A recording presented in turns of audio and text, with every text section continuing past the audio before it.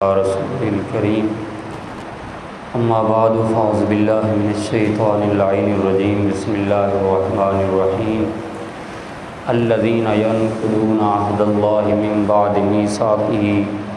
ويقطعون ما امر الله به ان يوصل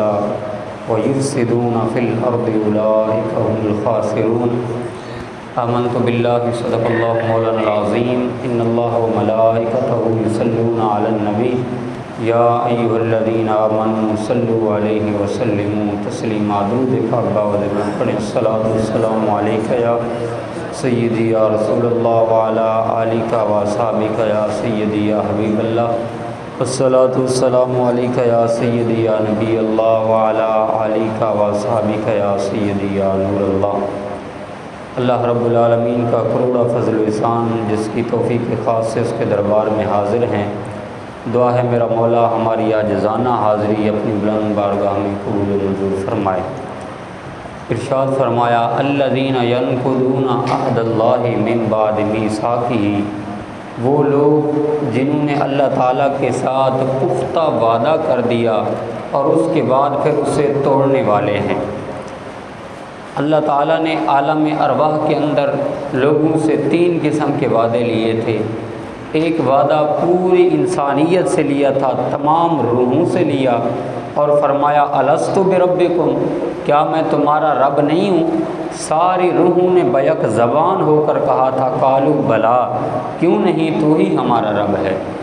دوسرا عہد انبیاء اور رسولوں سے لیا تھا، تمام نبیوں کی روحوں کو اکٹھا کیا،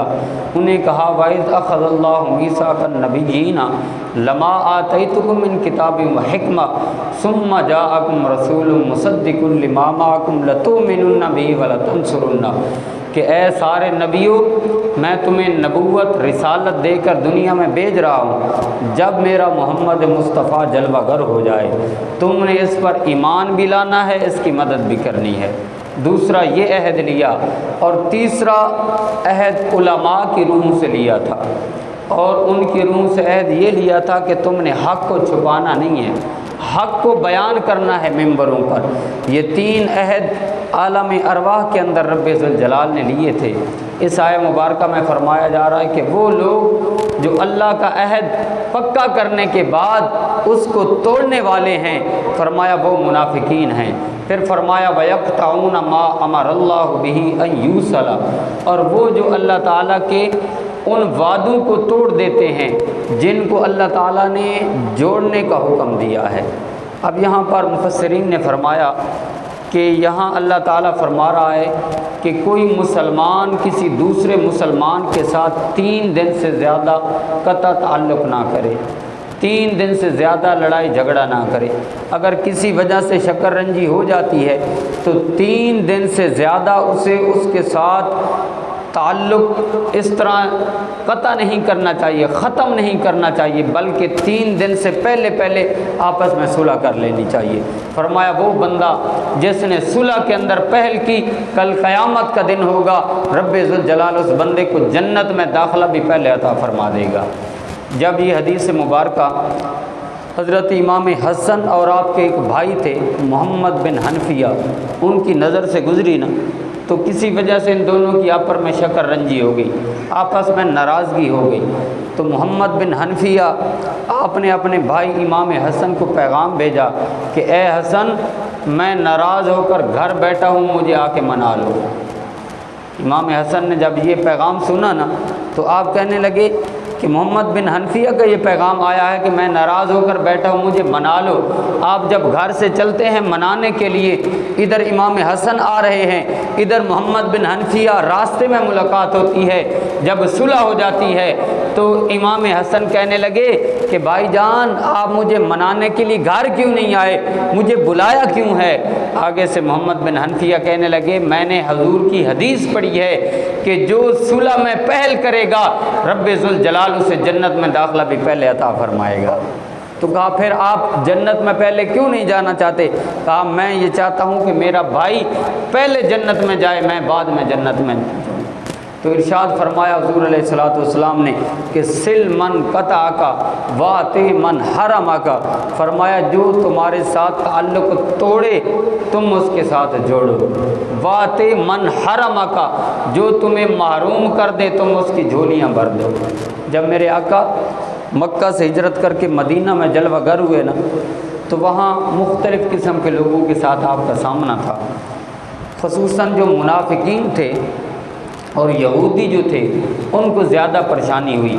یہودیوں کا سردار عبداللہ بن سلام تھا اور منافقین کا سردار عبداللہ بن ابی تھا۔ ان دو بندوں کو کافی تشویش ہوئی کہ مسلمانوں کا نبی آ گیا ہے، ہمارا کاروبار بند ہو جائے گا، ہم تو پہلے لوگوں کو جھوٹ کے ذریعے اس طرح داؤ لگا کے اپنا پیسہ کما لیتے تھے، اب جب حق واضح ہو جائے گا، سورج کی روشنی پھیل جائے گی تو وہاں اندھیرا تو رہے گا ہی نہیں، ہر طرف ہدایت کا نور ہوگا، تو ہم اپنا دکانداری کیسے چلائیں گے؟ اس اسنا میں جب میرے آقا مدینہ میں جلوہ گر ہوتے ہیں، سارے یہودی اکٹھے ہو جاتے ہیں، ایک میٹنگ بلائی جاتی ہے اور کہا جاتا ہے کہ ایسا کوئی سوال نامہ تیار کیا جائے کہ محمد مصطفیٰ کو معاذ اللہ ناکام کر دیا جائے۔ 100 سوال ترتیب دیا جاتا ہے، المختصر 100 یہود کے علماء نے اپنا نمائندہ مقرر کیا جس کا نام تھا عبداللہ بن سلام۔ وہ جب مجلس مصطفیٰ میں آیا نا، سوال کرنے کے لیے، مناظرہ کرنے کے لیے کہ مناظرہ کروں گا اور محمد کو معاذ اللہ ناکام اور شکست دے دوں گا، لیکن جب آتا ہے نا مجلس مصطفیٰ میں پہنچا،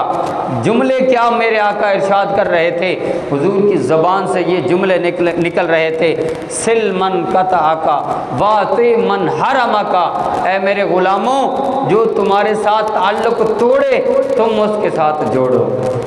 جو تمہیں محروم کرے، تمہیں کچھ نہ دے تم اسے جھولیاں بھر بھر کے دو۔ عبداللہ بن سلام کی آنکھوں میں جب یہ جملے گونجتے ہیں، آنکھوں میں رس گھل جاتا ہے، دل میں خیال آتا ہے جو اتنا لجپال نبی ہے، جو اپنے لوگوں کو، اپنے غلاموں کو یہ پیغام دے رہا ہے کہ جو تمہارے ساتھ تعلق توڑے تم نے جوڑنا ہے، جو تمہیں کچھ نہ دے تم اس کی جھولیاں بھر دو۔ اسی لمحے عبداللہ بن سلام کی زبان سے یہ جملہ نکلنے لگتا ہے کہ رأیت ان وجہہ لیس بوجہ الکذاب، یہ جو میرے سامنے جلوہ گر ہے نبی مصطفیٰ، یہ جھوٹا نہیں ہو سکتا بلکہ یہ اللہ کا سچا نبی ہے۔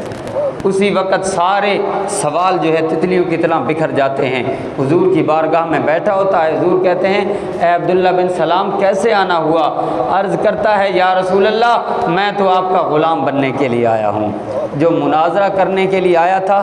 زبان سے جب یہ جملہ سنتا ہے نا کہ سل من قطع کا واط من حرم کا، جو تمہارے ساتھ تعلق توڑے تم اس کے ساتھ جوڑو، جو تمہیں کچھ نہ دے تم اس کے ساتھ تعلق مضبوط کر لو اور اس سے جھولیاں بھر بھر کر دو۔ ارشاد خدا بندی آتا ہے وَيَقْطَعُونَ مَا أَمَرَ اللَّهُ بِهِ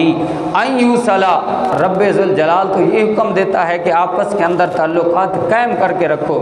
اور منافقین کی تیسری نشانی بیان فرمائی وَيُفْسِدُونَ فِي الْأَرْضِ أُولَٰئِكَ هُمُ الْخَاسِرُونَ، فرمایا وہ زمین کے اندر فساد پھیلانے والے ہیں، جہاں پہ بھی جائیں گے کوئی نہ کوئی تیلی لگا دیں گے،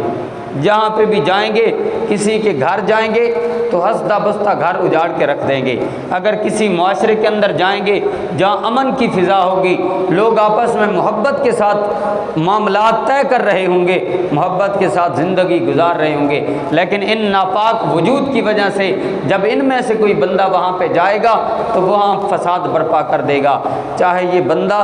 انفرادی معاملے کے اندر کسی گھر کے اندر رہتا ہو یا کسی ملک اور قوم کے اندر رہتا ہو، تو یہ بندہ جہاں پہ بھی جائے گا وہاں فساد کی ایک آگ لگا دے گا۔ ارشاد فرمایا اولئک هم الخاسرون، یہی لوگ ہیں جو دنیا میں بھی نقصان اٹھانے والے ہیں، آخرت میں بھی خسارہ اٹھانے والے ہیں۔ دعا ہے رب ذوالجلال ہمیں ان تمام صفات سے دور رکھ کر مومنین کی صفات اپنا کر راہ ہدایت نصیب فرمائے۔